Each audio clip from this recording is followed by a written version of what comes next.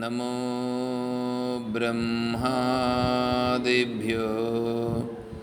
బ్రహ్మ విద్యా సంప్రదాయకర్తృభ్యో వంశ ఋషిభ్యో మహద్భ్యో నమో గురుభ్యః. ఓం సహనావవతు సహనౌ భునక్తు సహ వీర్యం కరవావహై తేజస్వినావధీతమస్తు మా విద్విషావహై. ఓం శాంతి శాంతి శాంతి. హరి ఓం తత్సత్.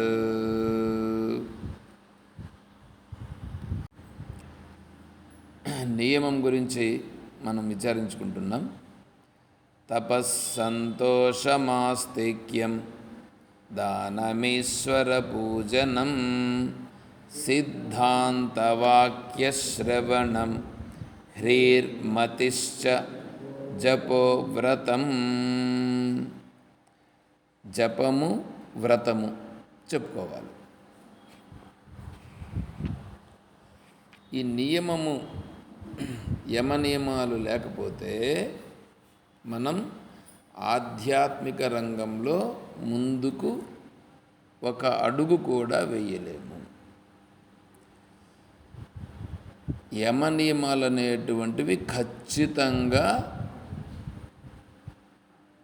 ఉండాలి. ఎందుకంటే మనస్సు శుద్ధి కాకుండా ఆత్మతత్వాన్ని తెలుసుకోవడం అనేటువంటిది కుదరదు. మనశ్శుద్ధి కావాలి. మనస్సు మనకు మామూలుగా సత్వగుణం, రజోగుణం, తమోగుణం 3 గుణాలతో ఉంటుంది. ఈ 3 గుణాలతో ఉన్నప్పుడు ఒక్కొక్క గుణములో ఒక్కొక్క విధంగా ఉంటుంది. రజో రాగాత్మకం విద్ధి తృష్ణా సంగ సముద్భవం తన్నిబధ్నాతి కౌంతేయ కర్మసంగేన దేహినం. రజో రాగాత్మకం విద్ధి. రజోగుణం ఉండిందనుకోండి, రజోగుణం ఉంటే ఏం చేస్తుందంటే రాగాత్మకం, అందరిపైన రాగం. రాగం అంటే ప్రేమ, స్వచ్ఛమైన ప్రేమ కాదు, స్వచ్ఛమైన ప్రేమ కాదు, దేహము పైన ప్రేమ. రాగాత్మకం విద్ధి తృష్ణా సంగ సముద్భవం. తృష్ణ కలిగిస్తుంది, ఆ విషయాలను పొందాలి అనేటట్లుగా తృష్ణను కలిగిస్తుంది. తన్నిబధ్నాతి కౌంతేయ. ఆ రూపంగా దాంట్లో ఈ మనస్సుని ఆడకట్టి పడేస్తుంది. తద్వారా వీడు ప్రశాంతంగా ఉండలేడు. తర్వాత తమస్త్వజ్ఞానజం విద్ధి మోహనం సర్వదేహినం. తమో గుణం వస్తే అజ్ఞానజం, అజ్ఞానం చేత కట్టిపడేస్తుంది. మోహనం సర్వదేహినం, మోహావేశము చేత అందరినీ మోహింపజేస్తుంది. ఆ రూపంగా శాంతిగా లేకుండా అక్కడ కట్టిపడేస్తుంది. కాబట్టి రజోగుణం వచ్చినా ఇబ్బందే, తమో గుణం వచ్చినా ఇబ్బందే. సత్వా సంజాయతే జ్ఞానం సత్వగుణము జ్ఞానమును కలిగిస్తుంది. సర్వద్వారేషు దేహేస్మిన్ ప్రకాశ ఉపజాయతే జ్ఞానం యదా తదా విద్యాత్ వివృద్ధం సత్వమిత్యుత.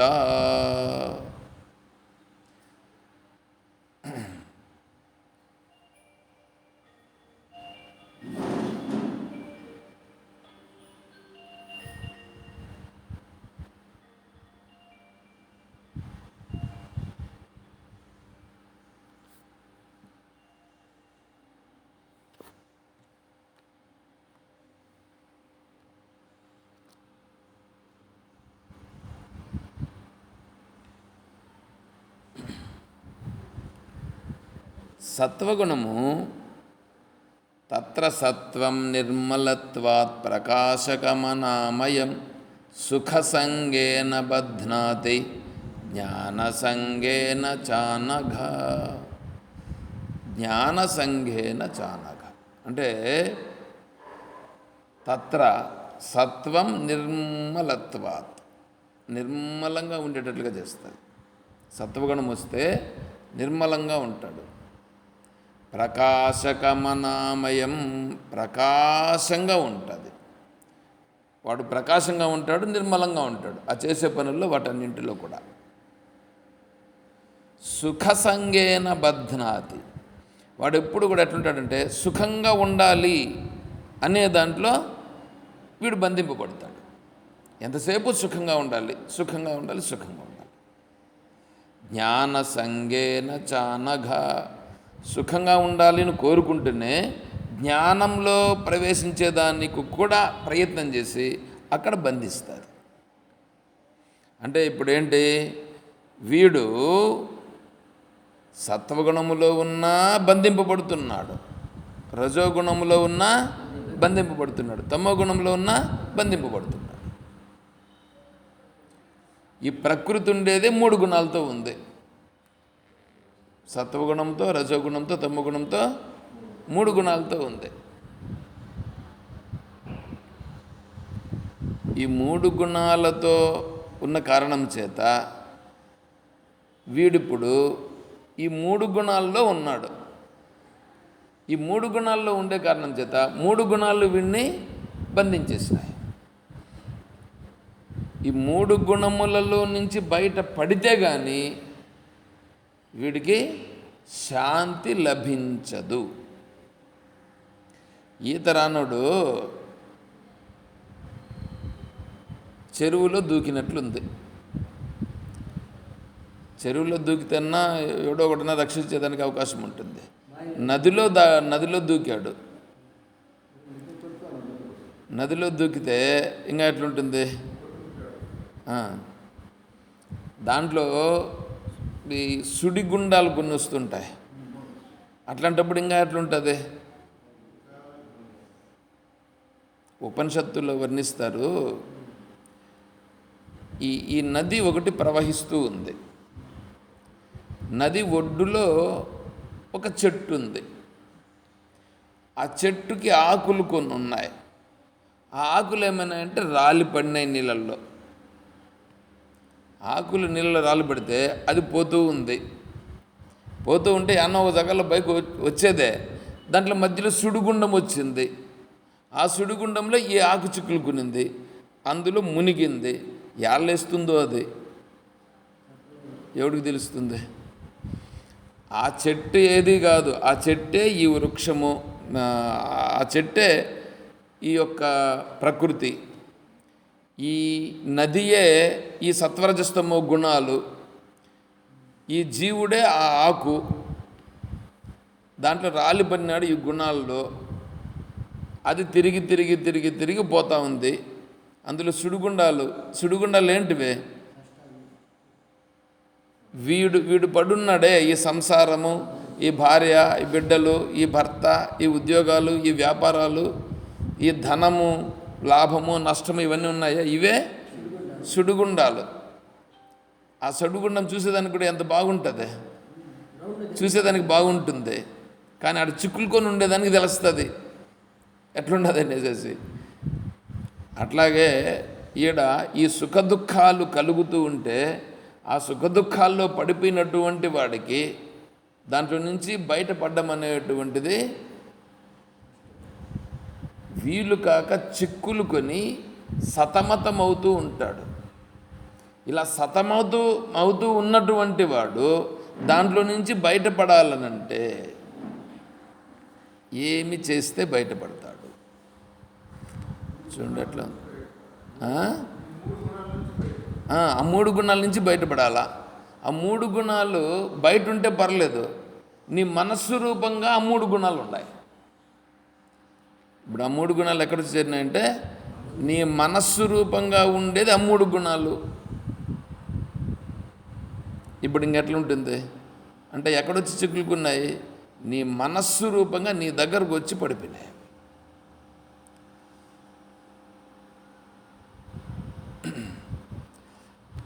మేడం ఇది మీకు కొత్త కదా, ఈరోజుకైనా కూడా ఇంతకుముందు ఎప్పుడన్నా విన్నారా మీరేమన్నా ఎక్కడన్నా?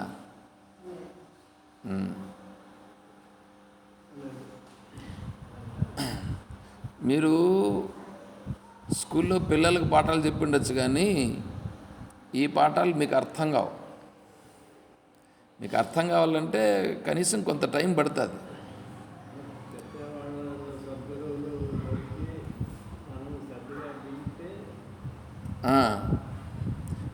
కొంత టైం పడుతుంది. మీరు ఓపికగా వస్తామంటే రండి, లేకంటే మీకు ప్రయోజనం ఉండదు ఇది. సరేనా? కొంచెం ఓపికగా మీకు అవసరమని అనుకుంటే వస్తే, ఒక్కసారి వచ్చి అర్థమైందంటే మాత్రం మళ్ళీ మీరు విడిచిపెట్టరు. అది మాత్రం గ్యారంటీ. కాబట్టి మీకు ప్రపంచంలో ఉండే పరిస్థితులు వేరే, ఇక్కడుండే పరిస్థితులు వేరే. ఇక్కడ మాట్లాడే మాటలు వేరే, అక్కడ మాట్లాడే మాటలు వేరే. కాబట్టి నిదానంగా చూడండి, ఓపికగా వినండి. నెక్స్ట్ ఇక్కడ ఈ 3 గుణములలో నుంచి బయటపడాలని అనుకుంటే వాడికి ఇప్పుడు ఏం కావాలంటే ప్రయత్నం వీడే చేయాలి. వీడే చేసి వీడి మనస్సును వీడే సంస్కరింపజేసుకోవాలి.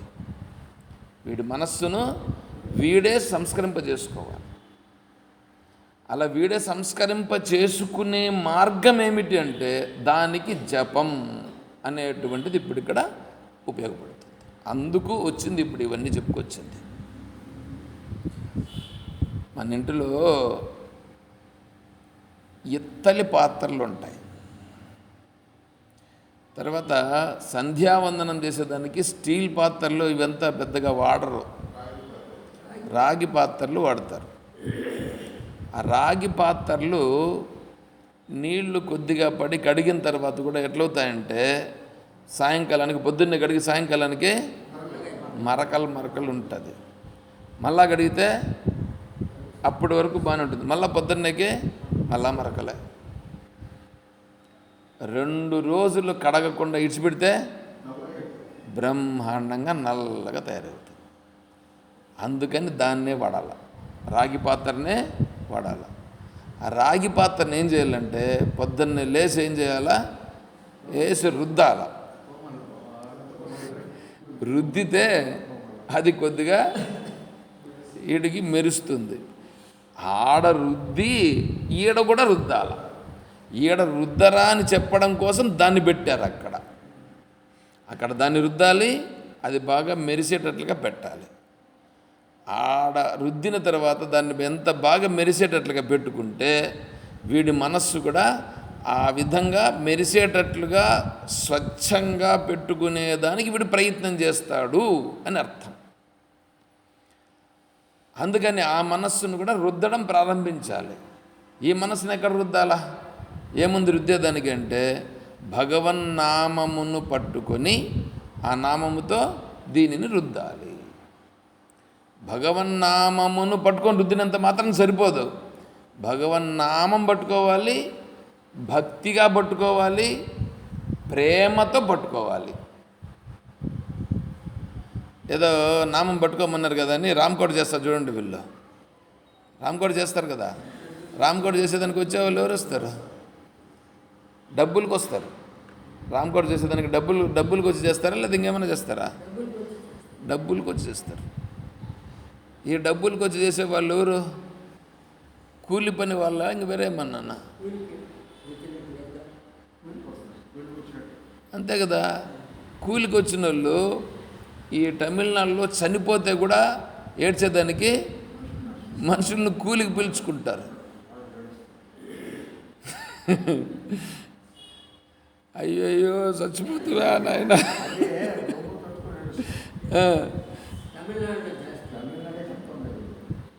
కాబట్టి వాళ్ళు ఆడ చచ్చిపోయిన దానికి వాళ్ళు ఏడుస్తారు. ఇక్కడ మనం రామకోటికి వీళ్ళని పిలిపించుకొని డబ్బులు ఇచ్చి వీళ్ళ దగ్గర పాడించుకుంటున్నాం. ఇంకా కృష్ణాష్టమికి ఇంకా బ్రహ్మాండంగా ఉందంట. అది ఏమి బ్రహ్మాండంగా ఉందో నాకైతే ఏం అర్థం కాల. బ్రహ్మాండం ఏమి బ్రహ్మాండం? బ్రహ్మాండం అంటే ఏం అర్థమైతే కదా. భజన ఎట్లది బ్రహ్మాండం? ఏ విధంగా బ్రహ్మాండం? యోగి యుంజీత సతతం ఆత్మానం మలేమే రహసి స్థితః ఏకాకీయత చిత్తాత్మా నిరాశీరపరిగ్రహః. నీ మనస్సును శుద్ధం చేసుకునేదానికి నువ్వేం చేయాలా? యోగి యుంజీత సతతం. యుంజీత అంటే నువ్వు కూర్చోడు. ఆత్మానం రహసి స్థితః. రహస్యంగా కూర్చోవాలి. రహస్యంగా కూర్చోవాలనంటే ఒక జాగాలో కూర్చోవాలి. ఎక్కడన్నా ఎవరికి ఇబ్బంది కలిగించకుండా, వీడికి ఇబ్బంది కలగకుండా కూర్చోవాలి. ఏకాకి. వాడు ఎట్లుండాలా? ఏకాకి కావాల. యతచిత్తాత్మ. అప్పుడు మనస్సుని ఏకాగ్రం చేయాలి.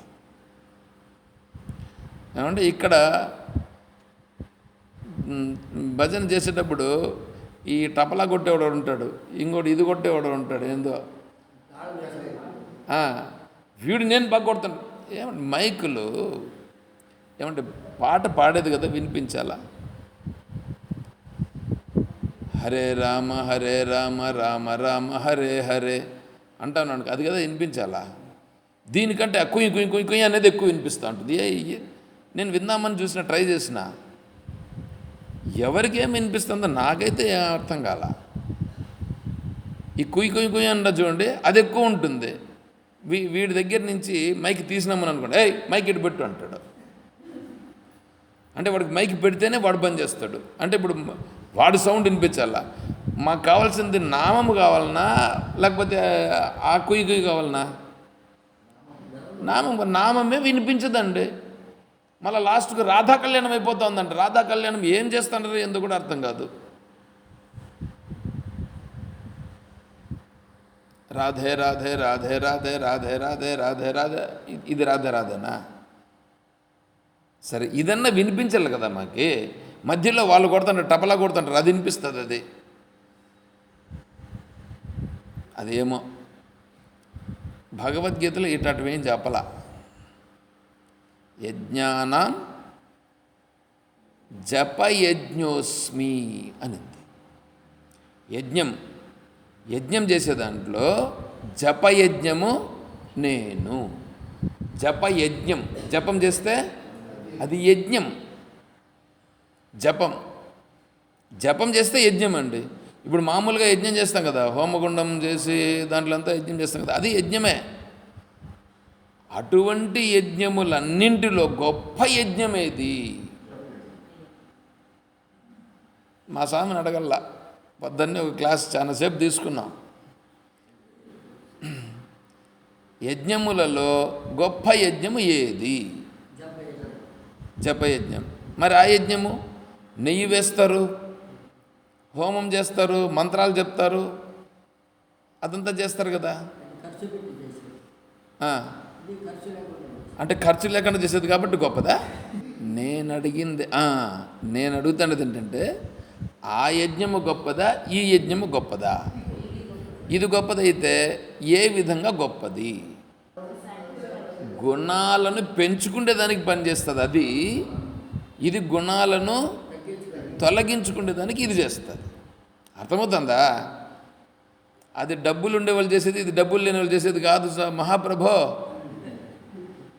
పొద్దున్న కూడా అట్లాగే చెప్తావు నువ్వు. 1008 రకాలైనటువంటి వెరైటీస్ పెట్టి చేసేది వాళ్ళు చేస్తారు, అందరూ చేయలేరు అంటివి. అట్లా కాదు మహాప్రభో.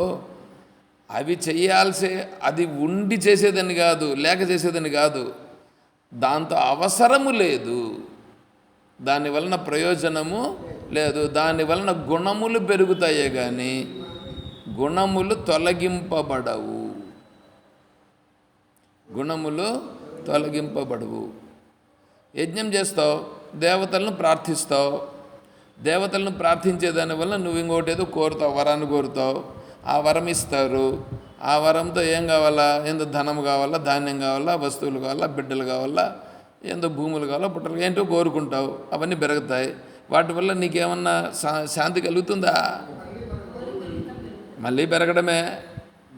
ఇవంతా వద్దని సాలదని ఇంకా స్వర్గాన్ని కోరుతావు, మళ్ళీ అది కోరికే. మళ్ళీ ఆటి నుంచి ఇంకా అది సాలదని ఇంకోటి ఏందో కైలాసం కోరుతావు, లేదా వైకుంఠం కోరుతావు, అది కోరికే. ఆడు కూడా ఏమన్నా నువ్వేమన్నా శాంతిగా ఉండగలుగుతావా? విశిష్టాద్వైతులను పోయి అడుగు కావాలంటే. ఆడ శంఖము చక్రం ఉంటాయి కదా, శంఖము చక్ర గద ఉంటాయి కదా, అవే కొట్లాడుకుంటూ ఉంటాయంట. ఎంతసేపు అవే కొట్లాడుకుంటాయట. ఏమంటే వేరే వాళ్ళకి మేము సహాయం చేసేదానికి నేను పోవాలన్న ఒకటి, నేను పోవాలన్న ఒకటి. ఆడ కూడా కొట్లాట. వాళ్ళు చెప్పింది నేను చెప్పలా, ఏ శాస్త్రంలో నాకేం కనిపించలే అవి ఎక్కడ అట్లా కొట్లాడుకున్నట్లుగా. కానీ వీళ్ళు దాన్ని కల్పన చేసి చెప్పినారు.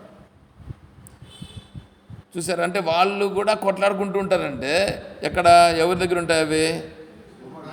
నారాయణ దగ్గర. నారాయణ దగ్గరనే కొట్లాట జరుగుతూ ఉంటే ఇంకా మళ్ళీ నీకు ఇంకేంది శాంతి ఉంటుంది? నువ్వు ఒకవేళ వైకుంఠానికి పోతే వాళ్ళు చెప్పే మాటలను బట్టి ఏందో వైకుంఠంలో వాళ్ళు పోయి చూసి వచ్చినారని అనుకో. వాళ్ళు చెప్తా ఉండేది ఆడ కొట్లాట అవే జరుగుతున్నాయి, నారాయణ దగ్గర ఉండేటువంటివే కొట్లాడుకుంటా ఉంటే. పైగా ఇంకోటి ఏంటంటే నేను సహాయం చేస్తాను, నేను సహాయం చేస్తాను నువ్వు వచ్చినాయని అనుకో. అంటే నేను సాయం చేస్తాను, నేను సాయం చేస్తానంటే ఆడికి పోయినా కూడా వేరే వాళ్ళు ఏదో బాధలో ఉండారనేది దాన్ని చూస్తూ ఉండేగా. వేరే ఎవరో బాధలో ఉన్నారు, ఆ బాధలంతా పడుతున్నారు అనేటువంటిది ఉందిగా అక్కడ. అంటే నువ్వు పోయి ఉండేది దానికి వైకుంఠానికి పోయినా కూడా బాధలు మాత్రము కనిపిస్తూనే ఉన్నాయి. బాధలు కనిపిస్తూ ఉన్నాయి కదా. నీకు బాధలు కనిపిస్తే నువ్వు బాధపడతావా లేదా సంతోషపడతావా? నువ్వు వైకుంఠానికి పోయింది దేనికి? ఇంకా మరి సంతోషంగా ఉందా? సంతోషం కలుగుతుందా? కాబట్టి బాధలు లేని స్థితి, బాధలు లేని స్థితి కావాలి. దానికి మార్గం ఏదైనా ఉందా అంటే ఉంది. ఏమిటి? జపము. ఈ జపము చేసేటప్పుడు భగవన్నామమును పట్టుకొని ఒక నియమిత సమయంలో మనం కేటాయించుకొని ఏం సెట్ చేయి,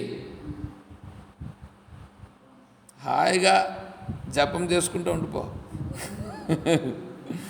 కాబట్టి ఒక నియమం పెట్టుకొని నేను ఖచ్చితంగా ఈ సమయానికి నేను జపం చేసి తీరుతాను. ప్రారంభ స్థాయిలో ఒక సమయమును మనమే పెట్టుకోవాలి. ప్రారంభ స్థాయిలో దానికి జపం చేసేదానికి ఇతరులు ఇబ్బంది కలిగించకుండా ఉండేటట్లుగా నీకు నీ సమయాన్ని నువ్వే కేటాయించుకోవాలి. ఏ టైమైనా పర్లేదు. దానికి బ్రహ్మముహూర్తం అని ఇంకొక ముహూర్తాలని అవి కొంతమంది చెప్పేటువంటి విధానాలు. ఏం బ్రహ్మముహూర్తం అని అనుకోండి, దానికి నేను ప్రశ్నలు వేస్తే చాలా వస్తాయి. అంటే బ్రహ్మముహూర్తంలో సూర్యుడు ఎలా ఉన్నాడు, లేదా చుట్టూ ఉండేటువంటి వాతావరణం ఏమన్నా మారిపోయిందా, నువ్వు ఉండే ఇల్లు ఏమన్నా వాతావరణం ఏమన్నా మారిపోయిందా, ఏమన్నా ఉందా? బ్రహ్మముహూర్తంలోనూ అదే ఉంది. 10 గంటలప్పుడు కూడా అదే ఉంది, సాయంకాలం కూడా అదే ఉంది. కాకపోతే ఒకటి, ఉదయం పూట ఎవరూ లేవకుండా ఉన్న సందర్భంలో అయితే నీకు ప్రశాంతంగా ఉంటుంది, నీ మనస్సు కొద్దిగా నిర్మలంగా ఉంటుంది, డిస్టర్బెన్స్ తక్కువ ఉంటుంది, గోల ఉండదు. అందుకని నీ మనస్సుకు గోల కలిగించకుండా ఉండే సమయాన్ని మొదటలో అభ్యాసం కోసం ఎంచుకోవాలి. ముందుగానే మనస్సు నిలవదు, ఏ చిన్న శబ్దం వినిపిస్తానే వీడు పరిగెత్తా పోతాడు. అట్లాంటిది ఇంక వీడు జపాన్ని కూర్చుంటే ఇంకేం నిలుస్తుంది? వాడు నిలవాలి. కాబట్టి ప్రశాంతంగా ఉన్న సమయంలో ఎంచుకొని కూర్చొని మాల తీసుకొని ఖచ్చితంగా జపం చేయాలి. ఆ జపం చేసేది వాచక జపం ఒకటి, ఉపాంశు జపం ఒకటి, మానసిక జపం ఒకటి. ఒక్కొక్క స్థాయిలో నుంచి పైకి పెరుగుతూ పోవాలి. 5వ తరగతి చదివిన తర్వాతనే 6వ తరగతికి పోతాడు. 5 చదవకుండా డైరెక్ట్గా 6కు పోతారా? కొంతమంది పోతారు. కొంతమంది డైరెక్ట్గా 10వ తరగతి కూడా కడతారు, ఇంటి దగ్గరనే చదువుకొని.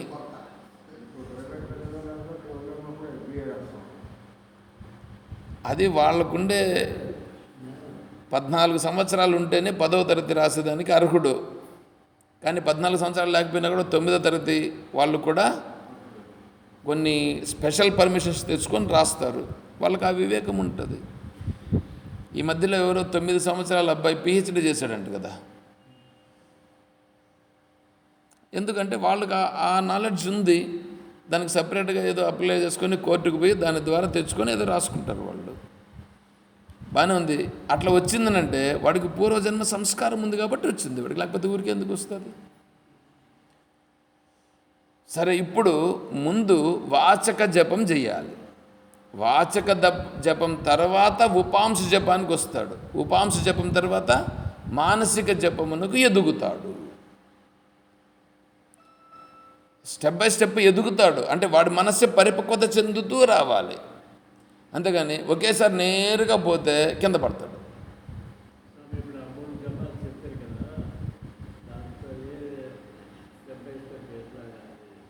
వాచక జపం అని అంటే ముందు మనసు నిలవదు. ఏమన్నా కూర్చున్నామని అనుకోండి, మనసు నిలవదు. నిలవనప్పుడు ఏం చేయాల? గట్టిగా నామం చెప్పడం, నామముని గట్టిగా చెప్పడం, జపమాల తిప్పుతూ గట్టిగా చెప్పడం. ఓం రామాయ నమః, ఓం రామాయ నమః, ఓం రామాయ నమః. ఇప్పుడు ఆ జపము వీడికే వినిపిస్తుందిగా, వీడికే వినిపిస్తుంది. వీడి మనస్సు ఆ జపమును వింటూ మాలను తిప్పుతూ కూర్చోవడం. అంటే ఇది కొంత టైము, ఇది ప్రాక్టీస్ కావడం అన్నమాట. కొంతకాలం చేసిన తర్వాత వీడంతటా వీడికే మనస్సు ఏమవుతుందంటే ఆ గట్టిగా చెప్పడం అనేది కొంచెం తగ్గుతూ వస్తుంది. అంటే మనస్సు ఎప్పుడైతే సైలెంట్ అవుతూ వస్తుందో అప్పుడు కొద్దిగా తగ్గుతూ వచ్చి అప్పుడు గొంతులో చెప్పడం జరుగుతుంది. గొంతులో వాడికి మాత్రం వినిపిస్తుంది. గొంతులో మీ అంతటి మీరే చెప్పుకునే పరిస్థితి ఉంటుంది కదా, అట్లా గొంతులో చెప్పడం, అది ఉపాంశు జపం. అంటే ఈ కనీసం ఒక 6-7 నెలలు చేస్తే, పైకి వాచకంగా చేస్తే అప్పుడు వాడికి గొంతులో చెప్పుకునే స్థితి రావచ్చు. కొంతమందికి సంవత్సరాల తరబడి చేసినా కూడా రాదు. ఎందుకంటే బయట విషయాలపైన ఇంట్రెస్ట్ ఎక్కువ ఉంది. అప్పుడు వాడికి ఏడ నిలుస్తుంది? నిలవదు. నిలవనప్పుడు చాలా కాలం చేయాల్సి వస్తుంది. చేస్తే అప్పుడు వాడికి ఉపాంశ జపం చేసేదానికి అవకాశం వస్తుంది. ఇలా చేసింది మళ్ళా కొంతకాలం చేస్తే అప్పుడు మానసిక జపం చేసేదానికి కొంతగా వాడికి యోగ్యత వస్తుంది. మానసిక జపం మానసిక జపం అంటే మనస్సులో చెప్పుకోవడం, మనస్సులోనే నామం చెప్పుకోవడం. అంటే వీడు మాల మాత్రం తిరుగుతూ ఉంటుంది, లోపల మనస్సులో నామం జరుగుతూ ఉంటుంది. పెదవులు కథలో, గొంతులో కూడా చెప్పుకునేది ఉండదు. లోపల మనసులో చెప్పుకోవడం జరుగుతుంది. ఇంకా కొంతకాలం జరిగితే మనస్సులో మన ప్రయత్నం చేత చెప్పడం జరుగుతూ ఉంటుంది. ఇంకా కొంతకాలం జరిగితే నీ ప్రయత్నము లేకుండానే చెప్పడం జరుగుతుంది. దానిని అజపం అని అంటారు. అంటే అజపము అప్రయత్నంగా మనస్సుకు అలవాటైపోయి మనస్సే అదే అదే అలా అయిపోతుంది. అది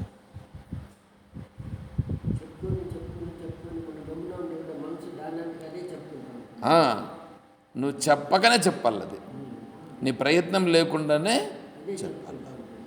దానిని అజపం అని అంటారు.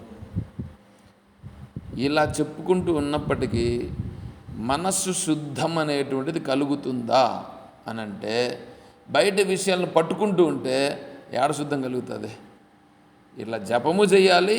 అందుకే ప్రేమతో చెయ్యాలి, భగవద్భావనతో చెయ్యాలి. భగవంతుని యొక్క గుణగణములను వర్ణిస్తూ, ఆ గుణగణములను బుద్ధికి పట్టించుకుంటూ, ఆ భగవంతుని యొక్క వైభవాన్ని తెలుసుకుంటూ ఇప్పుడు మనస్సు చేత పట్టుకుంటే అప్పుడు అది జపానికి ఫలితం ఉంటుంది. అట్లా లేకపోతే రామకోటి చేసినట్లే.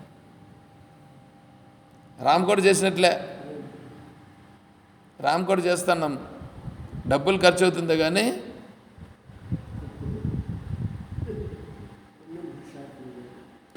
ఏదో వస్తుంది పుణ్యం. పుణ్యం రాకుండా ఎందుకు ఉంటుంది? ఏదో నామం విన్నాం కాబట్టి పుణ్యం వస్తుంది. నీళ్ళల్లో తెలిసి పడినా తెలియకుండా పడినా తడిసిపోతాం కదా. ఆ విధంగా ఆ జపం చేస్తూ ఉంటే, అంటే ఆ భజన చేస్తూ ఉంటే కొంతసేపు అక్కడ కూర్చున్నావు కదా, కొంతసేపు అక్కడ కూర్చున్నావు కాబట్టి నీళ్ళల్లో పడి లేచినట్లు. నీళ్ళలో పడినావు, లేచినావు, తేమ ఉంటుంది కదా. ఎంతసేపు ఉంటుంది? ఈడ జపం చేసేదానికి వచ్చినాడు, ఈడ భజన చేస్తున్నాడు, వచ్చినావు కూర్చున్నావు, భజన చేస్తున్నాడు కాబట్టి నీకు కూడా నువ్వు కొంతసేపు భజన చేస్తావు. ఎంతసేపు ఉంటుంది ఆ రుచి? ఆడున్నంతసేపు ఉంటుంది, ఆడ అన్నం తినేంతసేపు ఉంటుంది. ఆడ అన్నం తినేసిన తర్వాత టైం అయిపోయింది, పోతారు. తామసిక యజ్ఞం అని అన్నారు. యజ్ఞం అది కూడా యజ్ఞమేది. ఈ విధంగా డబ్బులు పెట్టి కూలికి చేసి ఇట్లాంటివంతా చేస్తే వీటిని అంతా ఏమంటారంటే తామసిక యజ్ఞం. అఫలాకాంక్షిభిర్యజ్ఞో విధి దృష్టో యయుజ్యతే ఇష్టవ్యమేవేతి మనస్సమాధాయ చ సాత్విక అభిసంధాయతు ఫలం దంభార్థమపి చైవయత్ యుజ్యతే భరతశ్రేష్ఠతం యజ్ఞం విధిరాజసం విధిహీనం అసృష్టాన్నం మంత్రహీనం అదక్షిణం శ్రద్ధావిరహితం యజ్ఞం. శ్రద్ధ లేకుండా చేసే యజ్ఞం తామసం పరిచక్షతే. ఇది తామసం. దానివల్ల వచ్చే పుణ్యం ఏదో ఉంటుంది. నువ్వు చేసావు కాబట్టి నీకు రావాల్సిన ఫలితం నీకు వచ్చేస్తుంది. దాంట్లో చేసిన దోషాలు ఏవైతే ఉన్నాయో ఆ దోషాలు చేసింది అతను చేశాడుగా, ఆ చేసిన వాడికి వస్తాయి.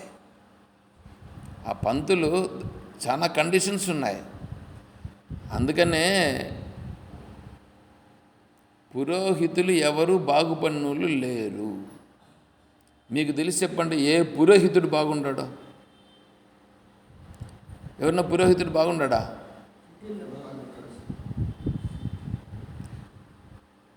పైకి చూసేదానికి బాగుంటారా? పైకి కూడా చూసుకోగలంటే అంటే ఇప్పుడంతా అయిపోయేసి ఏంటంటే అయిపోతుంటారు పురోహితులు కూడా. ఎందుకంటే ఈ దోషాలన్నీ వాడిని పట్టుకొని తిరుగుతుంటాయి. ఈ దోషాలన్నీ వాడిని పట్టుకొని తిరుగుతున్నాయి కాబట్టి వాడు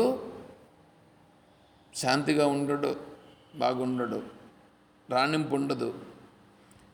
వాడికి లోపాలు చాలా ఉంటాయి. ఒకవేళ బాగున్నాడంటే అతను ఏం చేయాలంటే గాయత్రీ మంత్ర జపమును చేసి తీరాల. ఈ యజ్ఞం చేసిన తర్వాత దీంట్లో ఉండే దోషం పోయేదానికి గాను గాయత్రీ మంత్ర జపం అనేటువంటిది అతను చేయాల్సి ఉంటుంది సపరేట్గా. అతను చేసుకుంటే అతను చేసిన దోషాలు పోతాయి.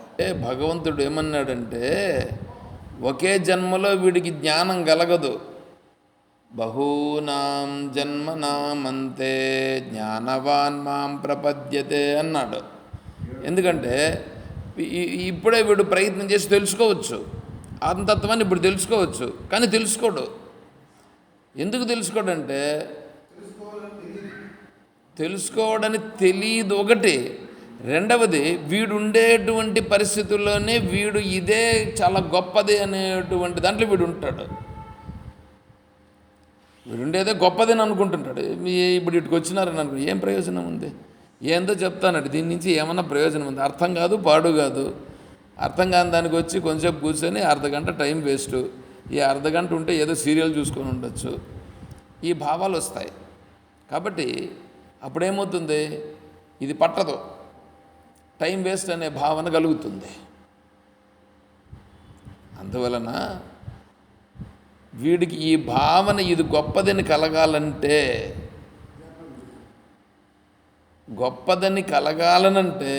వాడికి చాలా పుణ్య సంస్కారం ఉంటే కానీ కలగదు.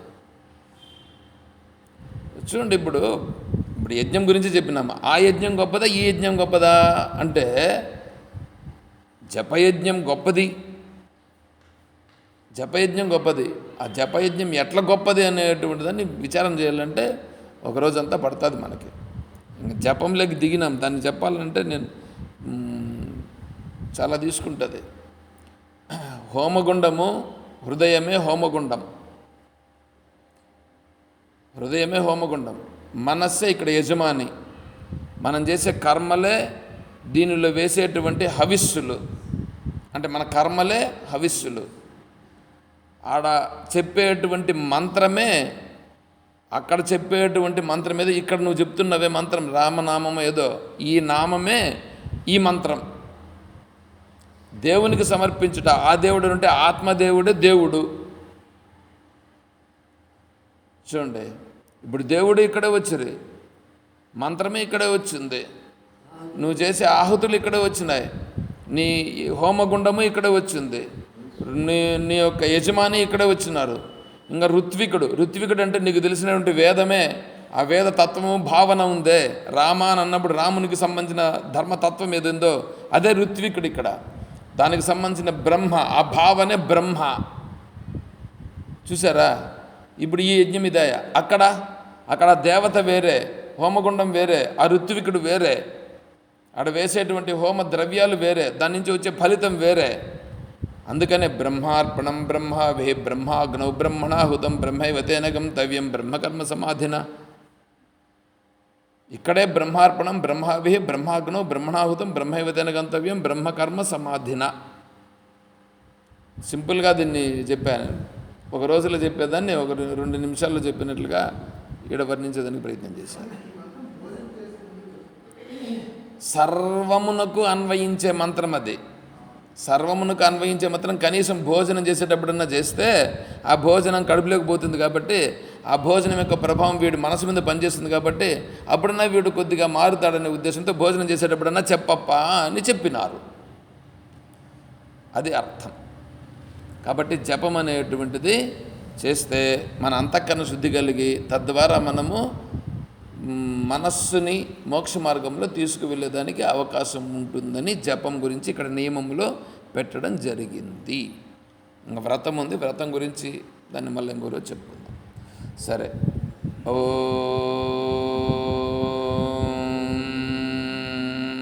తత్సత్. ఓం సర్వం శ్రీ సద్గురుచరణారవిందార్పణమస్తు. ఓం జై బోలో శ్రీకృష్ణ పరమాత్మకి, జై బోలో గీతా మాతాకి, జై బోలో భక్త మండలికి. హర నమః పార్వతీపతయే. జై సీతారాం.